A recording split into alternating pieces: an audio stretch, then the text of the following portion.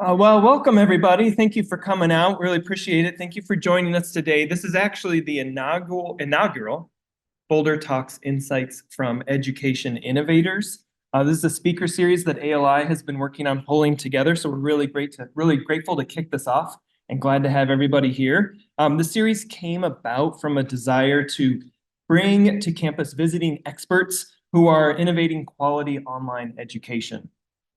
Through this community that we're building, we hope to explore current themes like learning excellence, innovating credentials, expanding access and opportunity, brand strategy, and ensuring success across various modalities. And so before I introduce our speaker, I do want to say with so much of what we do in online education, the speaker series is a community effort already. So I'd like to recognize some of our co-sponsors for the speaker series, the Center for Teaching and Learning, the Office of Information Technology, Continuing Education, University Libraries, Office of Digital Education, and the College of Engineering and Applied Sciences. And also, last but not least, Office of Academic and Learning Innovation, and especially Gabby for all of the work you've done pulling this together. Really grateful. So I'd like to introduce our first speaker. Dr. Rupert Ward is Professor of Learning Innovation with the School of Computing and Engineering at the University of Huddersfield, UK, and Executive Dean International of the Sino-British College, University of Shanghai for Science and Technology. Thought my title was long. He is a former special advisor to the Royal Household and former project lead for IDEA, a badging solution used in over 95% of countries. He's also co-developed one of the leading global technology acceptance models, and he currently leads the development of a global accreditation standard for badging and micro-credentialing as part of his role as Director of Strategic Partnerships and a member of the Executive Board of the International Council on Badges and Credentials. Rupert is a National Teaching Fellow and Principal Fellow of the Higher Education Academy and has authored 2 books on personalized learning, Personalized Learning for the Learning per Person. And as an old English major, I love the chiasma in that title. And Getting Personal, How We Learn and Why We Don't. And he's also an avid learner who's currently completing his 10th postgraduate qualification. So Rupert's going to take us on a journey into the expanding intersection of AI and personalized learning. ALI, along with most, I think, of the CU community, is actively looking into incorporating AI tools into course design and curriculum, as we see it as an exciting new tool, right, to scale education, but also preparing students for the workforce of the future. We're particularly excited to learn more from Rupert on this topic and his talk, AI for Personalized Education. Please help me welcome Rupert. Thank you. Thank you, and thank you for inviting me to do this talk. I feel very honored to be the first in this series, so thank you for that. So I've been involved in learning innovation for over 15 years now. Most of that has involved technology, but my rule in all of those developments has been that technology is being used as a process, not as a product. So what do I mean by that? What I mean is that in the context of this talk, we're looking at how artificial intelligence can change processes within education, not introducing it for the sake of introducing technology. Okay, and it's often done within education and other areas of society where we introduce technology and we don't really think through the processes and why it's of use. And sometimes it's not of use. Sometimes it's actively harmful. Okay, and certainly with AI, there's areas on both sides of this, positives and negatives. Okay, so what I'll talk about today is the intersection of AI and personalized learning, personalized education. I'm going to focus on how AI can be used within personalized learning and personalized education. So for those expecting a very technical talk, it's not going to be particularly technical. There are elements of technicality in it. It's mostly about how can we make best use of these opportunities and what are the things we need to look out for. So let's start with ChatGPT. So let's do a show of hands, actually. How many of you have tried using ChatGPT? Okay, almost everybody. Okay. So I thought, well, okay, it must be able to tell me something. So I will ask it this question. Okay. I was very happy with the answer. So the answer is in 10 parts. And number one on that is personalization. And I will talk about almost all of these 10 points that are on here, the 5 on here and the 5 on the next slide. The only one I'm not going to really cover is point 3 here about virtual and augmented reality. But all of the others relate to what we're going to talk about. So the first one there, how we can use artificial intelligence to tailor educational content and pacing to each student's needs. Okay? So how we can provide a different way of educating. Okay? It's a fundamental shift in how we approach education. Probably the biggest shift in education for 200 years. So that's what we're going to spend most of the time on, 1. But we will touch on 2, online and blended learning, and the need for flexibility in when and where you learn. We will touch on AI itself for assignments, chatbots, virtual tutors. We will touch on micro-learning. So my background in badging and micro-credentialing. How we can take small amounts of learning and maintain attention span and maintain progress and develop skills and knowledge quickly. How we can incorporate collaborative learning. How we can align with lifelong learning needs and careers. How we can connect with data analytics and learning analytics and understand progress, achievement, and trends. How we can use this technology to assist with accessibility and inclusivity. And this is one of the biggest areas of potential benefit. And as I've already touched on, the large amount of ethical considerations we need to consider when we're introducing these technologies. Okay, so that's ChatGPT's future of learning. Okay, by the end of this, I'll present mine, which is not that dissimilar, but is more focused. Okay, so let's start with policy and consensus. So in 2019, there was a UNESCO-facilitated conference on AI and education in Beijing. And it was the first time really where there was an attempt to, in modern times, consider how we can use AI effectively in education. And its aim, really interestingly, was systematic integration of AI in education.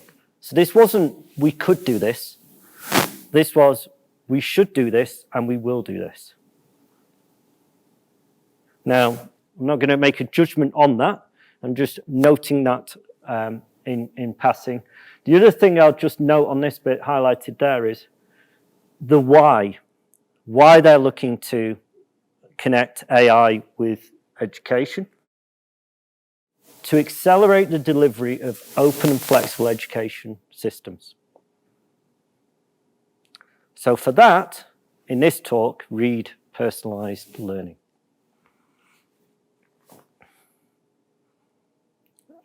And so let's consider at least in a little detail some of the many areas in which AI can impact on education. So it's innovative. It provides new models, new ways of delivering education and training. We have a traditional model based on human interaction, and it's very clear from the Beijing consensus that that should remain at the core of education. Okay? But there are some implications of providing this technology. And in fact, the opportunity to make this a more human interaction at the core of education, which hopefully I'll get onto later. There is a big learning curve. Okay, so if you're an educator, a teacher, you're probably sick of this. You know, you've had since 2020, 2019, 2020, a big shift in what you've been asked to do. You know, before then, there was some technology used within education, but not large amounts. And then suddenly overnight, everybody around the world had to move to online provision. Was it effectively done? Was it well prepared for? Probably not, okay? But there may well be future situations where we need to do something similar. Maybe on a smaller scale, maybe regionally or locally, where you need to carry on with education whilst something is disrupting it. Okay, so there's a need from that perspective. But there's also, and this is really where I'm coming from, there's huge opportunities for us to fundamentally shift how we educate and how we learn. And that's what I'm going to cover, is those areas. So I'll go through these quite quickly. There's quite a lot of them. I'll just go through them quite quickly. The first one here, again, emphasizes the need for AI to support assessment. And so one of the areas that's been discussed a lot is ChatGPT and assessment, and we'll come on to that briefly in the talk. Adjusting curricula. This is already happening. You can already use AI within virtual learning environments to co-design new curricula. So we've almost got a technology that's pervasive, that is going to change what we do. And whether we like it or not, we are going to have to engage with it.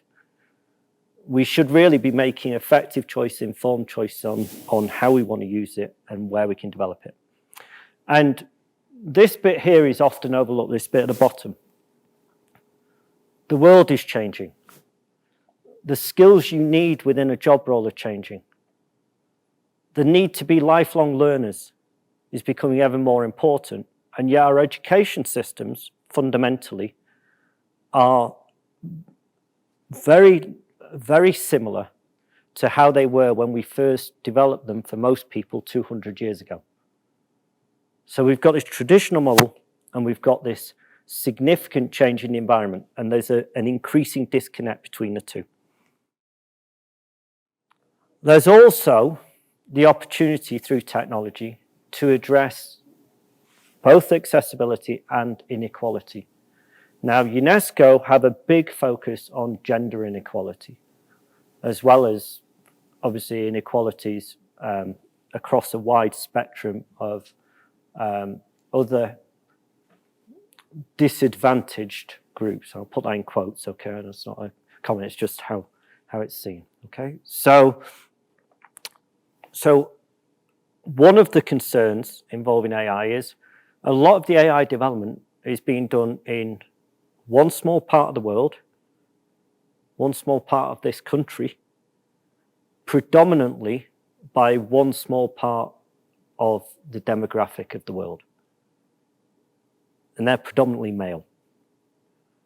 Okay, so how do we address issues of gender inequality? How do we address issues of accessibility when most of the people developing the technologies are not people that have accessibility needs?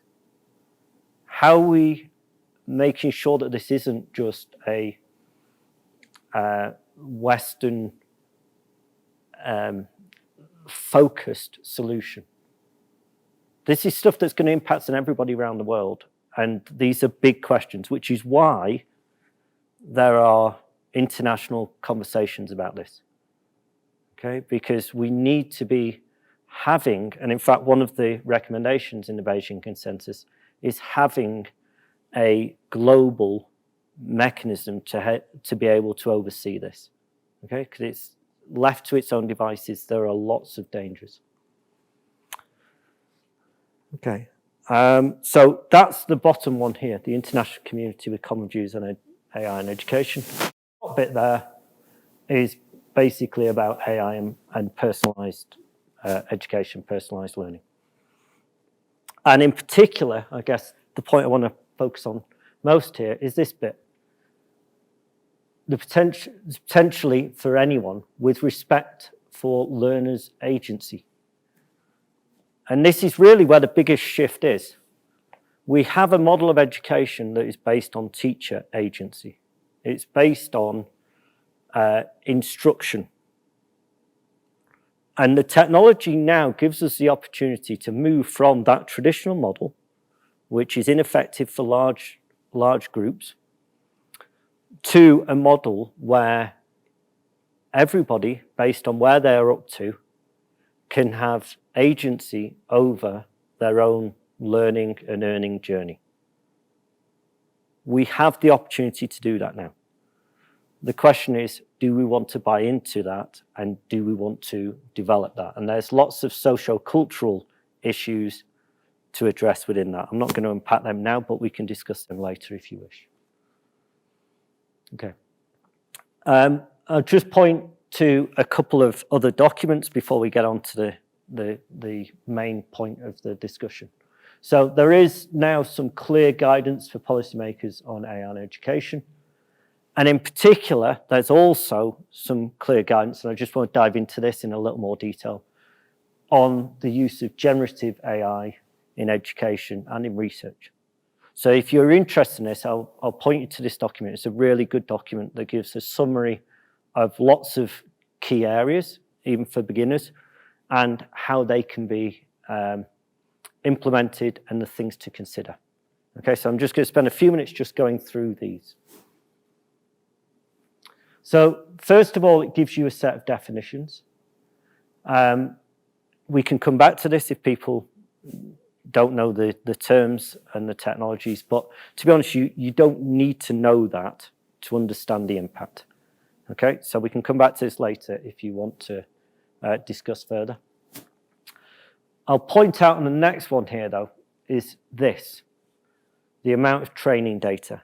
So ChatGPT, the reason it is so successful in doing what it does, the reason why the future of learning question was so well answered, is the large amounts of training data. The more training data you have, the more you can make connections between the information, the more reliable those connections are, and the better the information coming out of the system.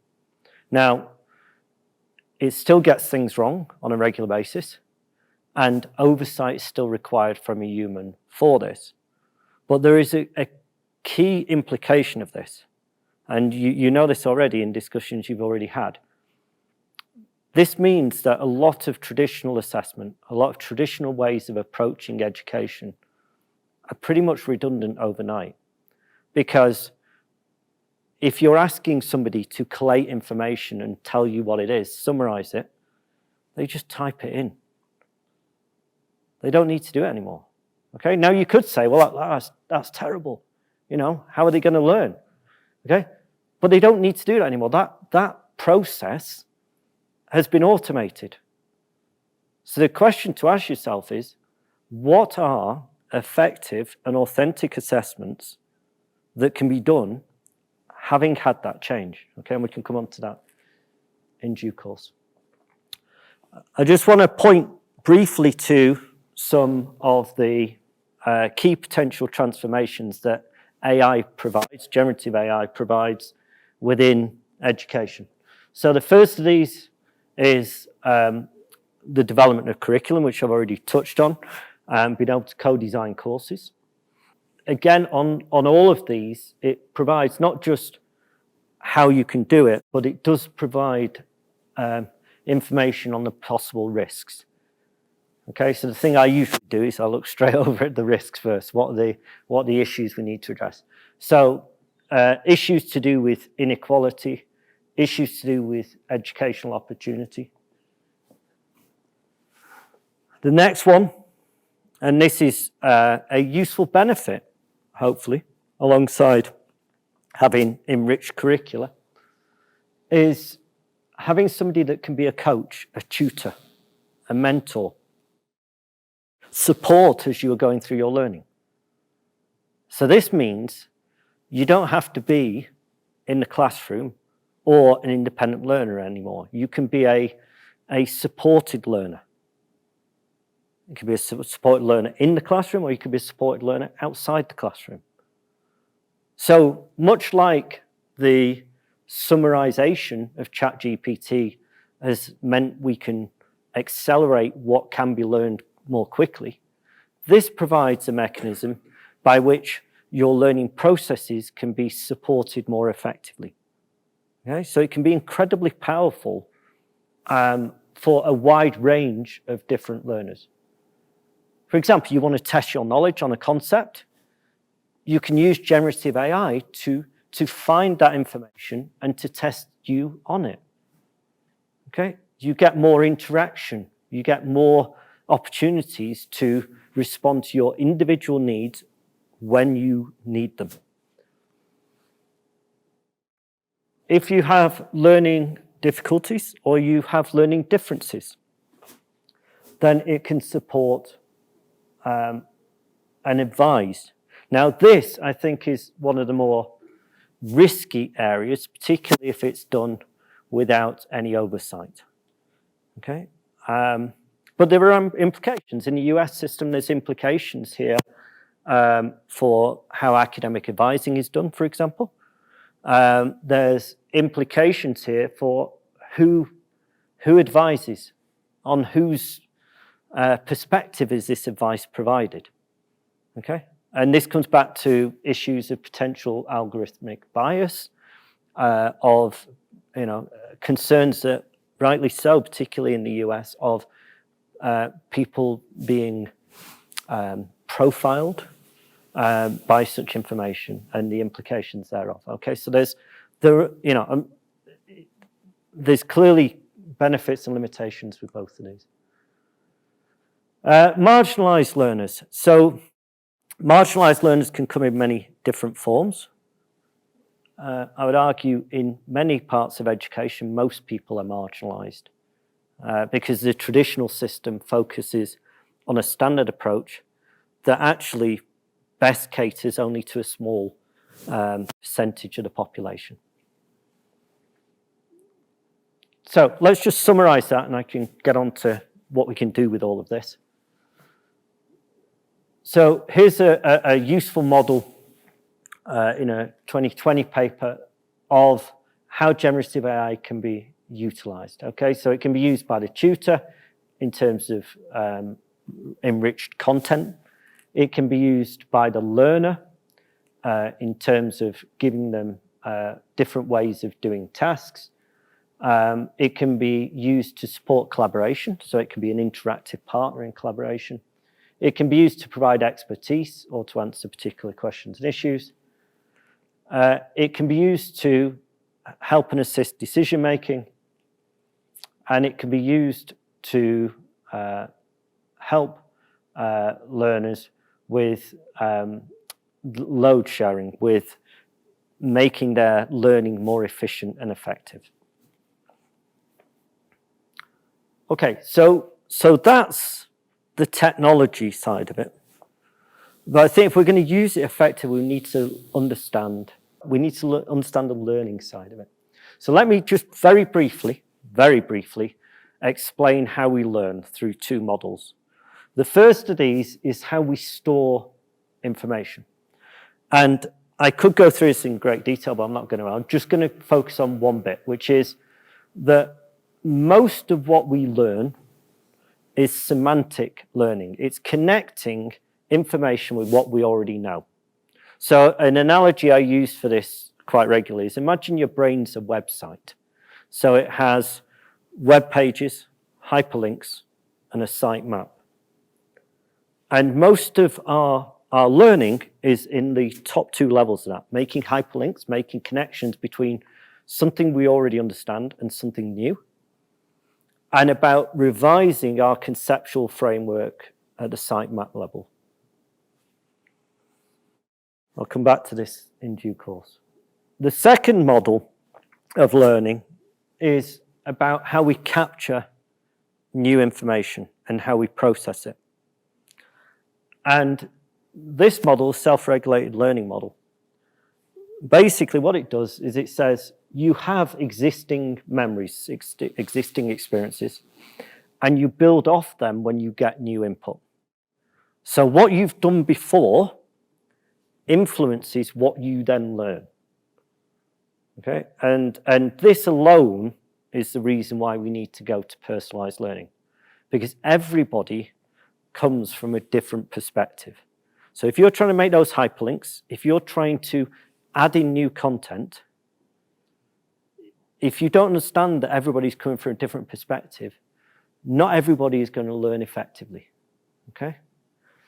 And in terms of how we learn, we take what we've done previously, and then we take the new input, and we perceive that input, and we predict the future. We predict what's going to happen. Okay, so let me do a very quick example to show you this. I'm terrible at doing exams. That's my memory. Okay, I don't know if that's necessarily true, but that's the role I'm playing, right? Okay, so I'm terrible at doing exams. I get told in my class I need to do an exam. I plan accordingly. So how do I plan? I plan to fail. I plan to get drunk. I plan to ignore I have an exam. I plan to change course. Okay, right? Those are 4 plans, right? Okay, they are not necessarily helpful ones. So one way of going around this loop is a negative spiral. Your previous experiences influence a negative learning spiral. The other way is a positive one. Okay, so let's do the positive one. I'm terrible at exams. I've got an exam coming up. I've just read this book that says self-regulated learning is the future of learning. Okay, so I'm going to try and do something different now. I'm going to try and do slightly better than I did in the last exam. So I'm planning for slightly worse performance than last time.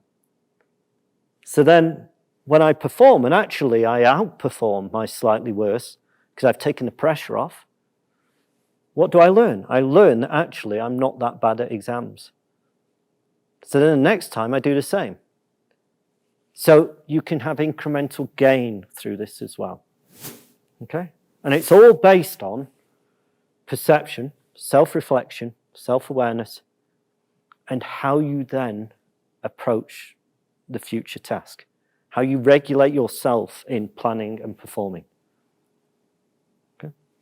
Right, so these 2 models are critical to how we learn. The first one is critical because we need to understand how things fit together. And we do that based on what we already know. And the second one here is critical because if you want people to continue to improve, they have to be going through positive incremental growth through this self-regulated learning. Okay, so let's get on to the 1800s. So I am from Manchester, not New Hampshire, Manchester, UK. Manchester, UK was the first industrial city in the world. Okay, I wear flat caps like this actually, okay, in my heritage, nod to heritage, okay. Why is this slide up? This slide's up because our educational, formal educational processes we have around the world were developed primarily in the 1800s.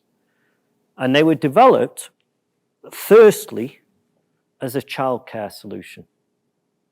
Okay? So not as an education solution, not as a learning solution, as a childcare solution. Why? Because we were urbanizing. People were moving to the cities. We were asking more people to work in factories. And we wanted both male and female workers in factories. Okay? Well, people were still having children. what are the children going to do? Some of them could work in the factories, and in fact did. But the rest went into formal education. Okay, so that was the basis under which we set up the education system, formal education system. What we also then did was we looked at productivity of the country. So Germany first and the UK was saying, well, look, actually we can use this education thing to increase economic output. So they focused on a human capital model. And in doing that, at the time, all they needed was a small number of people to run the factories and to run government. So they were getting lots of people into education, but they only needed a small number of people coming out into skilled jobs. Okay? So when they provide education, they just needed the top 3%, 5%, and the rest would go and work in factories. Okay, so the education model is based on selectivity. It's based on getting a small number of people to fit jobs. Okay, so coming back to that slide before where it was talking about the changing environment, the changing economy, the changing need for skills and lifelong learning. The education system doesn't suit that well. Okay, because it's not focused on getting the most people through the system. It's focused on getting a small number through to meet economic needs. Okay, right. I'm going to speed up as I've spent a lot of time in it. So the job market is changing. There's whole new sectors of job technology out there, and there are whole new ways in which people are trying to recruit. To do that, we need better ways of being able to understand what people have achieved and to communicate those. And that requires granular learning, and it requires us to move to a different model of education. So I'm going to skip through these because I don't think we're going to have time to finish the slides otherwise. So I've talked about formal education. I'll skip through this. I'll cover this bit because it's relevant to ChatGPT. So we've had this big issue about ChatGPT and assessment. Okay, the changes we can make, the clear and easy changes we can make that reduce cheating through ChatGPT are getting people to reflect, i.e. getting people to learn, okay? Focusing on semantic education, on conceptual understanding, and getting people to work together in groups. So just so you've got that. Okay, why have I got this slide up? I've got this slide up. Hey, it's a good photo. I've got this slide up because when we're looking at how we can use technology with education, we need to understand how we as people operate. So I've covered that partly in the model of self-regulated learning, but we also look at what other people do. So when we're trying to learn, we look at what other people do. Historically, in evolution, we learn by mimicry, and you see this. You see this in influencers today, right? Okay. So why is that relevant? That's relevant because we can use more peer learning. We can use more AI input into how people think about things. Okay, so you're not just getting one voice in the classroom. You're not just getting the instructor's perspective. You're getting a richer engagement and interaction with different perspectives. So again, this is an opportunity with AI, but it's also a potential risk because, coming back to the bias point, if we're not representative of different communities, different groups, different perspectives and voices, then we end up perpetuating perspectives that limit educational achievement for all. The other thing that we don't really do through the current educational model that AI can help with is the point I made earlier about meeting people where they are. Okay, so you'll know about, if you're in education, about the zone of proximal development, about taking what you know and then expanding from that, okay, and using scaffolding to build on what people already know. Well, how do you do that in a classroom with 20 or 30 people using one instructor in a standard way? You can't really do that effectively. Whereas now you can take technology, you can use that to provide individual scaffolding solutions, and you can spend the time in the classroom to do more social learning, do more interaction and discussion, more reflection, more conceptual understanding, and more group work. Okay? So it solves for the concerns you would have with cheating, but also it's a more effective way of educating. Okay, I'll skip past this.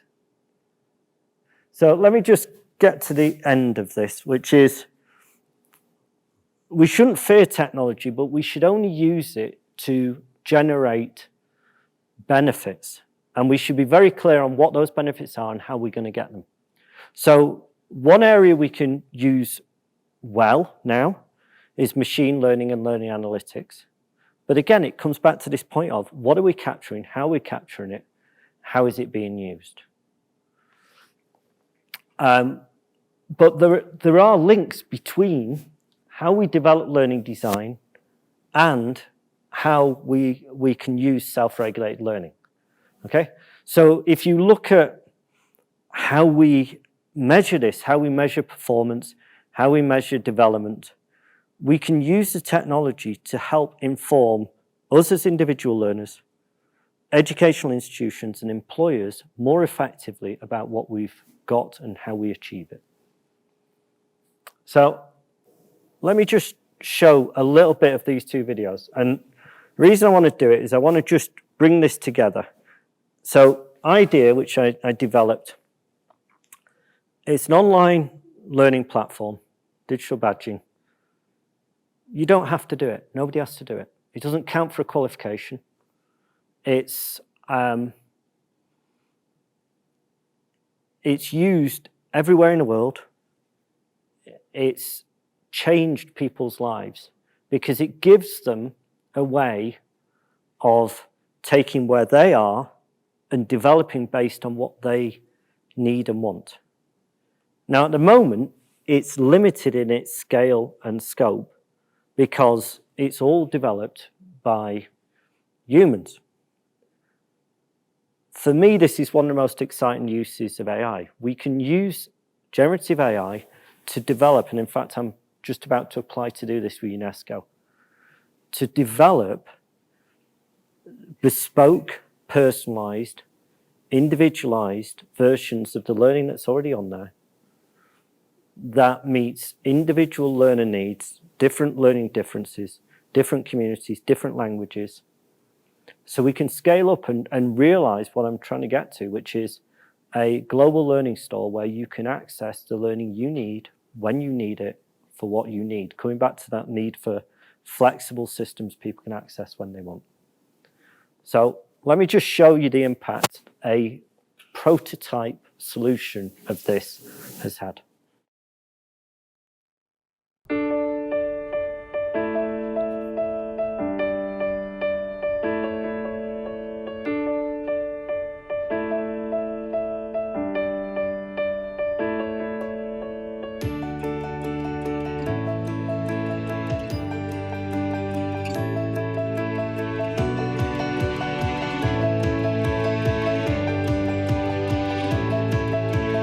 Within the next 20 years, 90% of jobs are going to have a digital element. It's going to deliver a huge boost to our students' future employability prospects. It's accessible to everybody, it's really fun, anybody of any age can use it, and it's really important that actually it gives people a recognised award. It's very, very relevant and it's very user-friendly. From a community perspective, IDEA is a fabulous tool.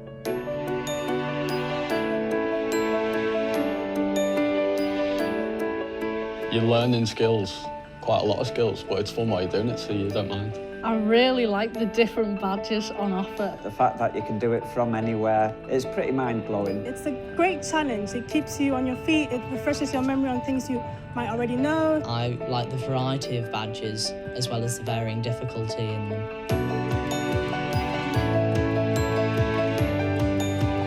I think my favourite badge is the team worker badge because I've been able to apply it to everyday life and the working environment. My favourite badge was the gamer badge. I liked the coder journey. It was difficult, but it was satisfying to finally complete it. It just makes sense for everybody to complete it, whether you're interested in digital or not. All apprentices are signed up for it, and now we're rolling it out across all of our staff, and they've really responded well. We're embracing it here across other faculties as well, so it's going to go university-wide.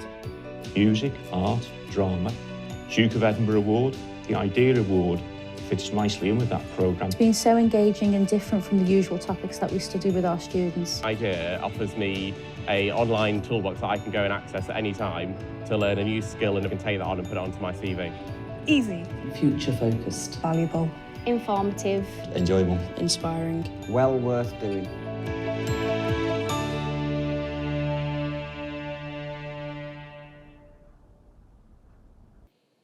Okay, so we can take that approach, we can build in generative AI, and we can change what we do in the classroom and what we do outside of it. We can give people the opportunity to go through their educational journey at the pace they want, spend as much time or as little time on things as they need. They can still be in an age-locked system, but they're not then going to be disaffected. They're not then going to be disconnected from the educational system. They're going to be more likely to be lifelong learners. And fundamentally, if I look at the people in that video, they're representative of us here. We all want to learn. The education system traditionally has dissuaded large numbers from continuing to do that. We have the opportunity with generative AI and personalized education to move to a situation where people actually feel like they can keep going back and forward to education, keep going back and forward to university, to college, to school, to top up on what they're doing and do it when they need it in a way that best suits them.